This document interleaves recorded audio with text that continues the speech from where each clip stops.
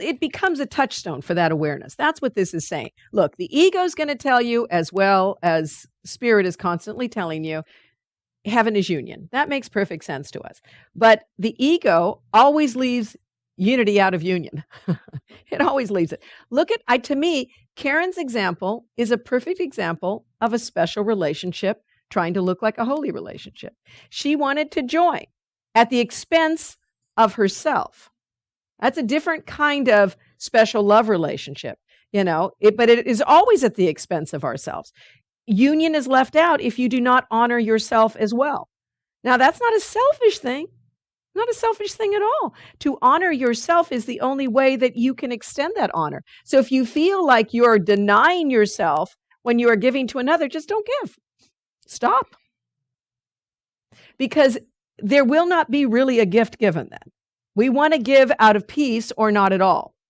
You can't give out of, attachment or anger and fear. And she learned that. She said, I felt that I learned from that. And she said, I didn't beat myself up as I have in the past, thinking back and going, I should have done this. She didn't should on herself. She decided that I can learn from this and honor myself as well the next time. I don't have to leave myself out of it. And that's very important. That's why the ego gets undone, because you think first. You look first. You start to grow up. You're not impulsive like a 2-year-old anymore. We are thinking. We are looking. We are feeling the peace of God within us now, and that becomes what we want to extend.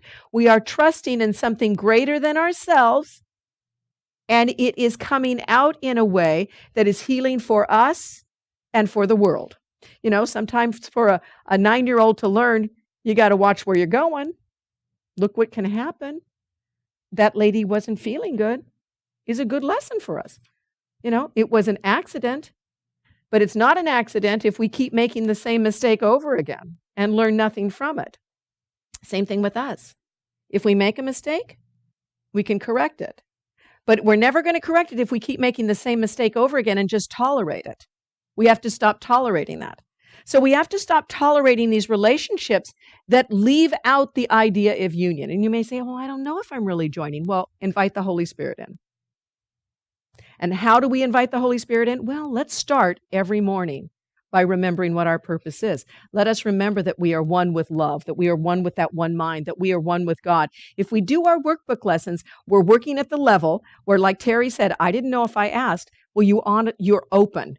If you are trusting, if you are doing your workbook lessons, you are trusting in that power that is greater than you, and it is leading the way even when you don't ask for the help. It is there because we have opened up that awareness within us.